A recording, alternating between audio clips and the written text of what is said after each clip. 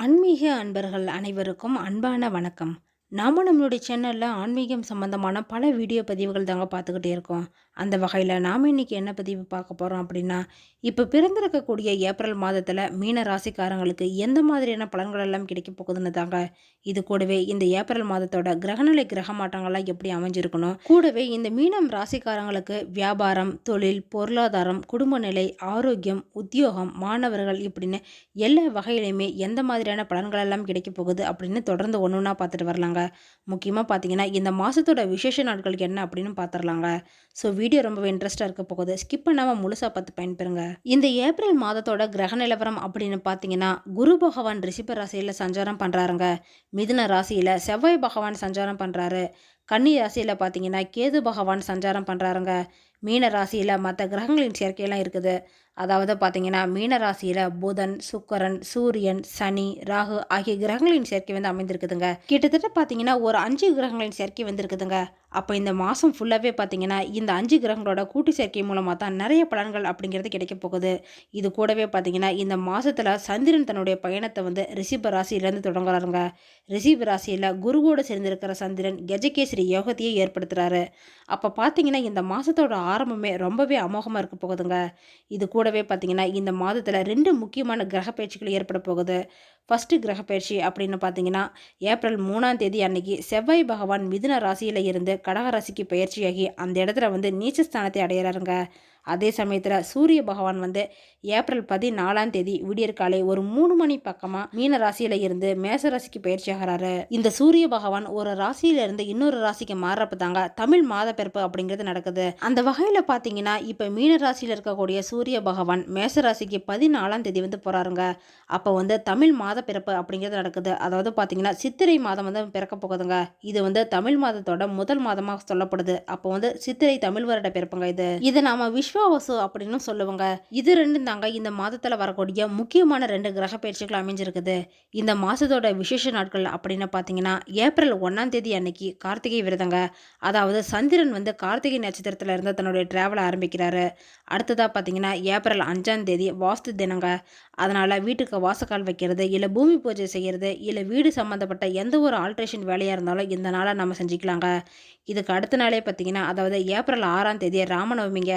ஸ்ரீ ராமச்சந்திர மூர்த்தி வந்து அவதரித்த நாளாக தான் சொல்லப்படுது. அன்னைக்கு பார்த்தீங்கன்னா நீர், மோர், பானகம் இது எல்லாமே நம்ம நிவேதனமாக செஞ்சு பக்தர்களுக்கு தானமாக கொடுக்கலாம். அதுவும் பெருமாள் கோயிலில் இதெல்லாம் நம்ம தானம் செய்கிறது மூலியமா நமக்கு இன்னுமே சிறப்பான பலன்கள் கிடைக்குங்க. இது கூடவே திருமணமாகாத பெண்களாக இருக்கிற பட்சத்தில் இந்த ராமநவமி அன்னைக்கு வந்து நீங்கள் விரதம் இருந்து வழிபாடு செய்யலாங்க. நல்ல ஒரு லைஃப் பார்ட்னர் வந்து உங்களுக்கு கிடைப்பாங்க. இதுக்கு அடுத்ததாக பார்த்தீங்கன்னா ஏப்ரல் 11ஆம் தேதி பங்குனி உத்திரங்க. முருகனுக்கே உண்டான விசேஷமான நாளாக தான் சொல்லப்பட்டு இருக்குது. இந்த நாளில் வந்து காவடி எடுக்கிறது, பாத யாத்திரையை போகிறது, முருகனுக்காக அழகு குத்தி விரதம் இருந்து மொட்டையடிக்கிறது இது மாதிரி எல்லாமே செஞ்சுக்கலாங்க. அப்போ முருகனுக்காக என்னெல்லாம் வேண்டுதல் இருக்கோ அந்த வேண்டுதல் எல்லாமே இந்த பங்குனி உத்திர நாளில் வந்து நம்ம நிறைவேற்றிக்கலாங்க. முருகனோட பரிபூர்ண அருள் வந்து உங்களுக்கு கிடைக்கும். இதை தொடர்ந்து அடுத்த நாளே பார்த்தீங்கன்னா ஏப்ரல் 12ஆம் தேதி பௌர்ணமிங்க. அன்னைக்கு வந்து கிரிவலம் போகலாம். எல்லா மலைகளிலுமே நம்ம கிரிவலம் போகலாங்க. ஏன் உங்கள் ஊரில் உங்கள் வீட்டுக்கு பக்கத்தில் இருக்கக்கூடிய பெருமாள் கோவில் இல்லைன்னா சிவன் கோயிலை நீங்கள் சுற்றி வரதுமே கிரிவலம் செஞ்ச பலனை தாங்க கொடுக்கும். முக்கியமாக சொல்லணும் அப்படின்னு பார்த்தீங்கன்னா திருவண்ணாமலையில் கிரிவலம் போகலாங்க. உங்களுக்கு என்ன வேணுமோ அதை நடக்கணும் அப்படின்னு வேண்டிக்கிட்டு கிரிவலம் சுற்றி வாங்க. அது சீக்கிரமாக நிறைவேறிடுங்க. அடுத்ததாக பார்த்தீங்கன்னா ஏப்ரல் 14ஆம் தேதி தமிழ் விஸ்வாவசு அப்படின்னு சொல்லக்கூடிய சித்திரை தமிழ் வருட பிறப்புங்க. இந்த தமிழ் வருட பிறப்பில் முக்கியங்களை நாம் வச்சு கூடவே பூ, பழம், தேங்காய், வெத்தலை பாக்கு, கண்ணாடி, தங்கம், வெள்ளி, பணம் இல்லைன்னா சில்லற காசு இது எல்லாமே நாம் நைட்டே ரெடி பண்ணி வச்சுக்கணுங்க. ஒரு பிளேட்டில் காலையில் நாம் எழுந்திரிச்ச உடனே எந்த இடத்த ஃபஸ்ட்டு பார்ப்போமோ அந்த இடத்துல இந்த பிளேட்டு தெரியுற மாதிரி நம்ம வைக்கணும். ஏன்னா இந்த தமிழ் வருட பிறப்பு அன்னைக்கு முதல்ல நாம் இதை பார்த்தோம் அப்படின்னா அந்த வருஷம் ஃபுல்லாகவே நமக்கு எந்த ஒரு செல்வ குறையுமே ஏற்படாமல் மகாலட்சுமியின் திருப்பறவை வந்து நமக்கு கிடைக்குங்க. அப்போ இந்த இமேஜில் இருக்க மாதிரி நீங்களும் பிளேட்டெல்லாம் செட் பண்ணி வச்சுக்கோங்க. ஏப்ரல் 22ஆம் தேதி பார்த்தீங்கன்னா நடராஜர் அபிஷேகங்க. நடராஜருக்கு நடத்தக்கூடிய முக்கியமான அபிஷேகத்தில் இதுவும் ஒன்றா தான் அமைஞ்சிருக்குது. அடுத்த நாளே பார்த்தீங்கன்னா அதாவது ஏப்ரல் 23ஆம் தேதி மறுபடியும் ஒரு வாஸ்து நாள் வருதுங்க. இது சித்திரையில் வரக்கூடிய முதல் வாஸ்து நாளாக அமைஞ்சிருக்குதுங்க. அன்னைக்குமே நம்ம வீடு சம்மந்தப்பட்ட எந்த ஒரு ஒர்க்காக இருந்தாலுமே செஞ்சுக்கலாம். ஏப்ரல் 27ஆம் தேதி அமாவாசைங்க. தமிழ் மாத கணக்குப்படி பார்த்தீங்கன்னா, இது சித்திரை மாதத்துல வரக்கூடிய ஃபர்ஸ்ட் அமாவாசை அமைஞ்சிருக்குது. அன்னைக்கு வந்து நம்ம முன்னோர்களுக்கு தர்ப்பணம் கொடுத்து வழிபாடு செஞ்சுக்கலாங்க. கடைசி நாளான ஏப்ரல் 30ஆம் தேதி அக்ஷய திருதி வருதுங்க.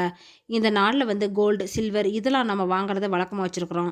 மேக்ஸிமம் பார்த்தீங்கன்னா, எல்லாருமே வருஷம் ஃபுல்லா சம்பாரிக்கிற காச வந்து இந்த அஷ்டய திருதி அன்னைக்கு ஏதாவது நகை வாங்கணும் அப்படின்னு ஆசைப்பட்டு தாங்க வைக்கிறாங்க. ஆனா இந்த நாள்ல வந்து நம்ம நகை வாங்குறத விட மத்தவங்களுக்கு தானமா கொடுக்கறது மூலியமா தாங்க இரட்டிப்பு பலனா நமக்கு திரும்ப கிடைக்கும். அப்ப பார்த்தீங்கன்னா, இந்த ஏப்ரல் மாதத்துல வரக்கூடிய அஷ்டய திருதி அன்னைக்கு தங்கம், வெள்ளிக்காயின் இதெல்லாம் சின்னதாவது வாங்கி மத்தவங்களுக்கு தானமா கொடுங்க. இது கூடவே பார்த்தீங்கன்னா, அன்னைக்கு அன்னதானமும் நம்ம செய்யலாங்க. ஏன்னா, தானத்திலே சிறந்த தானம் அப்படின்னு பார்த்தீங்கன்னா, அது இந்த அன்னதானம் தாங்க. அதனால முடிஞ்சவங்க தங்கம், வெள்ளி இதெல்லாம் வாங்கி தானமா கொடுங்க. முடியாத பட்சத்துல அன்னதானமாவது செய்யுங்க. மகாலட்சுமியின் அருள் கடாட்சம் அப்படிங்கிறது உங்களுக்கு நிறைந்திருக்கும். இதெல்லாம் தாங்க இந்த மாதத்துல வரக்கூடிய முக்கியமான விசேஷ நாளா அமைந்திருக்குது. இதுல சொல்லப்படாத இன்னொரு முக்கியமான விசேஷ நாள் என்ன அப்படின்னு பார்த்தீங்கன்னா, சமயபுர மாரியம்மன் வந்து பச்சை பட்டினி விரதம் இருக்கிறது தாங்க. இது வந்து மாசி கடைசியில ஆரம்பிச்சு பங்குனி கடைசி வரைக்குமே அம்பாள் நமக்காக வந்து பச்சை பட்டினி விரதம் இருக்காங்க. ஆமாங்க, வருஷம் ஃபுல்லாவே நாம எந்த குறைகள்லாம் தீரணும் அப்படின்னு அம்பாள் கிட்ட போய் வேண்டுறோமோ அந்த குறைகள் எல்லாமே தீர சிவனிடத்துல வந்து அம்பாள் நமக்காக வந்து வேண்டிக்கிட்டு இந்த விரதத்தை இருக்கிறாங்க. இந்த விரதம் வந்து 28 நாளுங்க. இந்த 28 நாளுமே பார்த்தீங்கன்னா அம்பாளுக்கு எந்த ஒரு சமைக்கப்பட்ட நெய்வேத்தியமும் படைக்கப்படுறது இல்லைங்க. இந்த விரத நாள்ல பார்த்தீங்கன்னா முக்கியமா ஞாயிற்றுக்கிழமையில பூச்செறிதல் விழா அப்படிங்கிறத கொண்டாடப்படுதுங்க. அது ரொம்பவே சிறப்பு வாய்ந்ததா இருக்குது. ஏற்கனவே 4 வாரம் வந்து முடிஞ்சிருச்சுங்க. கடைசி வாரமான ஏப்ரல் 6ஆம் தேதி ஞாயிற்றுக்கிழமை வருது. அப்ப இந்த நாள்ல போய் அம்பாளை தரிசனம் செஞ்சுட்டு வாங்க, கண்டிப்பா நல்லது நடக்கும். இது மாதிரியான கிரகநிலை கிரக மாற்றங்கள் மூலமாகவும் விசேஷ நாட்கள் பலனாகவும் பார்த்தீங்கன்னா இந்த மீனராசிக்காரங்களுக்கு எந்த மாதிரியான பலனெல்லாம் கிடைக்க போகுது அப்படின்னு தொடர்ந்து பார்த்துட்டு வரலாங்க. ஃபர்ஸ்ட் இந்த மீனராசிக்காரங்களுக்கு ஏப்ரல் மாதத்தை பொறுத்த வரைக்கும் பார்த்தீங்கன்னா அப் அண்ட் டவுன்ஸாக தாங்க இருக்க போகுது.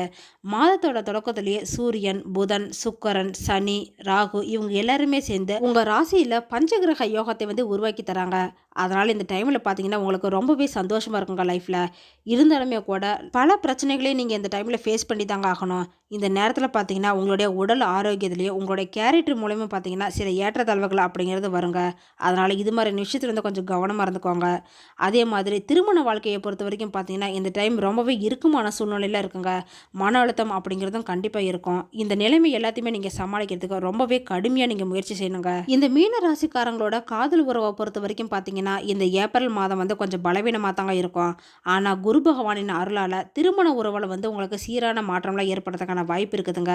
வியாபாரத்தை பொறுத்த வரைக்கும் பார்த்தீங்கன்னா உங்களுக்கு புதிய வேலைக்கான யோகம் அப்படிங்கிறது கண்டிப்பாக இருக்குது. அப்போ இந்த மீன ராசிக்காரங்க வந்து இப்போ வேலை தேடிட்டு இருக்கிறீங்க, இல்லை வேலையில் வந்து இடமாற்றம் செய்யணும் அப்படின்னு நினச்சிங்கன்னா அதுக்கு வந்து இது சரியான டைமுங்க. வியாபாரத்தை பொறுத்த வரைக்கும் பார்த்தீங்கன்னா உங்களுக்கு புதுசாக வேலைக்கான யோகம் வந்து இருக்குதுங்க. இந்த டைமில் வந்து உங்களுக்கு புதிய வியாபாரம் தொடங்குறதுக்கான வாய்ப்புமே அமைஞ்சிருக்குது.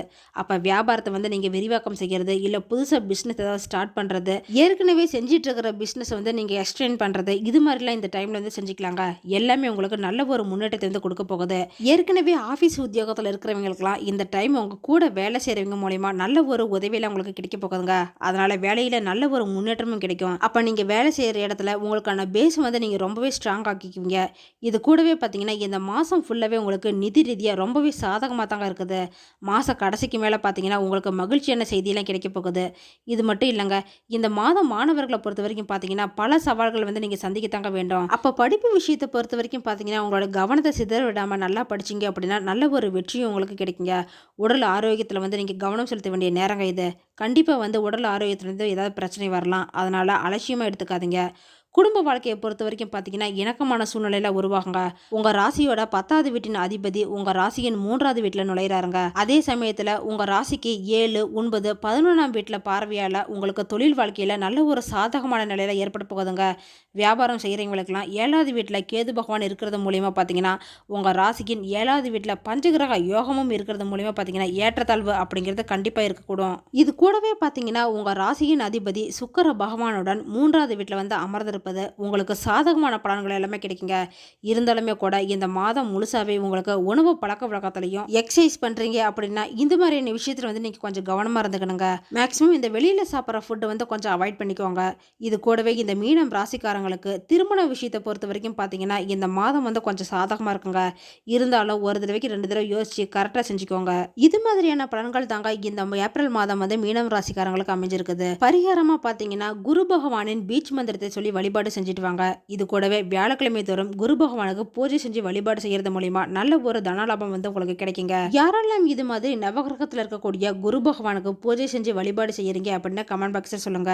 கூடவே நவகிரக கோயிலுக்கெல்லாம் போயிருக்கீங்க அப்படின்னா ஒரு லைக்கும் பண்ணிடுங்க. ஓகே ஃப்ரெண்ட்ஸ், இந்த வீடியோ பதிவு உங்களுக்கு பயனுள்ளதாக இருக்கும் அப்படின்னு நினைக்கிறேன். அடுத்தடுத்து நம்ம சேனலில் ஆன்மீகம் சம்பந்தமான பல வீடியோ பதிவுகள் தாங்க வரப்போகுது. ஸோ நம்ம சேனலை நீங்கள் இப்போ தான் ஃபஸ்ட் டைம் பார்க்குறீங்க அப்படின்னா சப்ஸ்கிரைப் பண்ணி வச்சுக்கோங்க. கூடவே பெல் ஐக்கானையும் கிளிக் பண்ணி வச்சுக்கோங்க. அப்போ தான் நாங்கள் போடுற வீடியோ பதிவு உங்களுக்கு உடனே கிடைக்கும். இந்த வீடியோ உங்களுக்கு பிடிச்சிருந்தா லைக் பண்ணுங்கள், ஷேர் பண்ணுங்கள், கமெண்ட் பண்ணுங்கள். அதோடு உங்கள் ஃப்ரெண்ட்ஸ் அண்ட் ஃபேமிலிக்கும் ஷேர் பண்ணுங்கள். அவங்களும் இந்த வீடியோ பதிவை பார்த்து பயன்பெறட்டும். மற்றொரு ஆன்மீக தகவல் வீடியோவோடு உங்களை சந்திக்கிறேன். ஆன்மீக அன்பர்களான உங்களுக்கு நன்றியும் வணக்கமும்.